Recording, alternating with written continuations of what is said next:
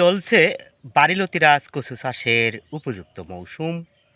প্রিয় দর্শক, আপনারা দেখতে পাচ্ছেন বারিলতিরাজ কচুর অরিজিনাল বীজ। দেখেন ছোট্ট চারা হয়েছে কিন্তু লতি বের হয়েছে।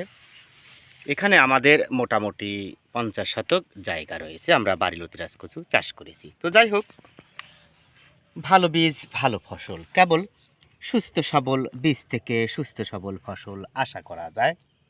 প্রিয় দর্শক, আপনারা গাছগুলোর চেহারা দেখেন, খুবই সুন্দর সুস্থ সবল, এবং আপনাদের প্রয়োজনে আমরা চারা উৎপাদন করে রেখেছি।